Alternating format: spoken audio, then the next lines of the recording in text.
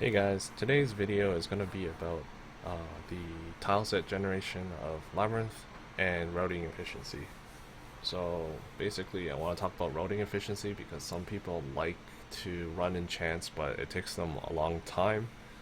But if you route your runs properly and have a basic idea of how to route, generally Labyrinth is really fast and consistent.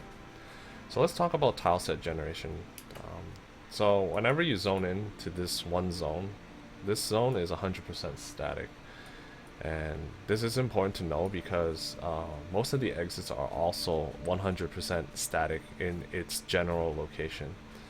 So with that in mind, the only randomized elements are how the tile sets fit together. So for instance, today's layout is actually top right, and there's two different top right exits that spawn. So the first top right exit generally happens when you go all the way over here, you hit the edge, and there's a doorway on this side right here where my mouse is.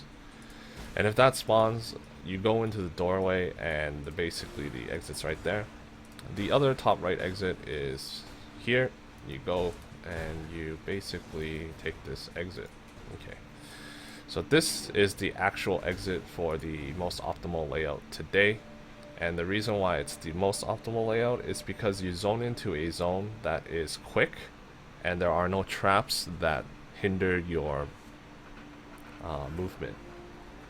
So for instance, no spike traps, no poison darts. Those two things kind of mess up your speed runs whenever you do speed runs. So I'm not going to zone into this place first. I'm actually going to zone into the other place. And oftentimes, there's a very static way to execute your movement skills. So for instance, this is always static. So no matter what, that doesn't change. The moment you enter the door, you take the right, and that never changes. Same with doors like this. So over here, if today's exit was actually this door, the only randomized element is this part right here. So sometimes this is a dead end, but sometimes there would be a door right here that you could go through, and those are the things that you kind of have to minimize by choosing a route. For instance, what I would usually do is, because it's the first map, I might reset. Sometimes you zone in, you can actually leap slam over this wall, and you leap slam twice and you could probably just instantly get to this doorway. And because of the way Labyrinth is pieced together, it's pieced together by tile sets, if the exit is always going to be this door, there might be some randomized debris or objects on the ground, but it's always going to be like that. So you come in, you take the very quick left and then go top left and you exit. So let's talk about how to choose your route efficiently. So if I take this door, and let's say it wasn't a secret key room, it was like the bottom room here, because it loads into an outdoor map.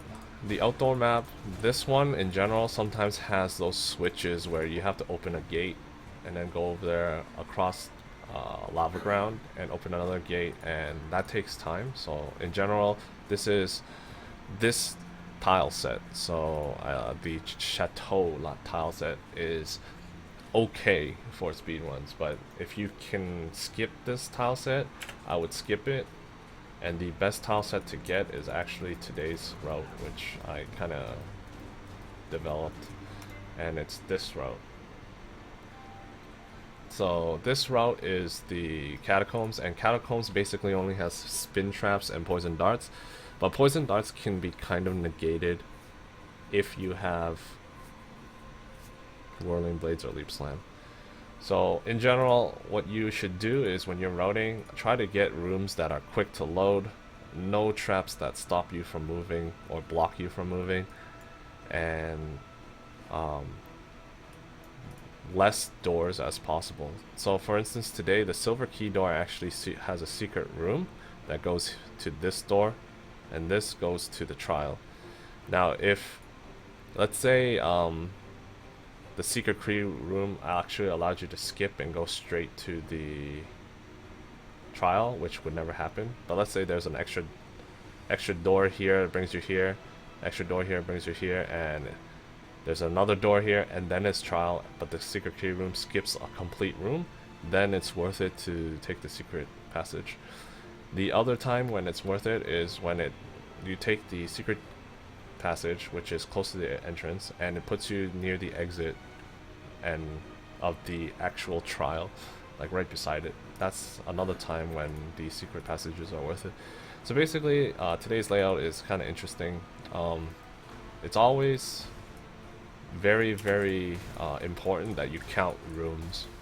So counting rooms is the most effective way that I've come up with myself to establish like route consistency. So whenever, what I mean is, like, sometimes you get like randomized layouts, and it's not always like two of these doors and then this door, but it always will be one, the entrance. So it might not be like the first door to the right, it might be like the second door to the right, but today the case actually happens to be the first door on the right. So as you enter this layout, I would not care about counting these two doors. I would be looking at my map or mini map and looking for the first door to the right, which brings me to the trap.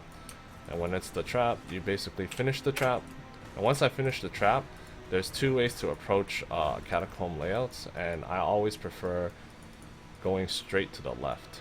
So as you can see, sometimes what can happen is there's another door here. You can go all the way until you hit a dead end, and then just basically go straight up and you'll hit the trial.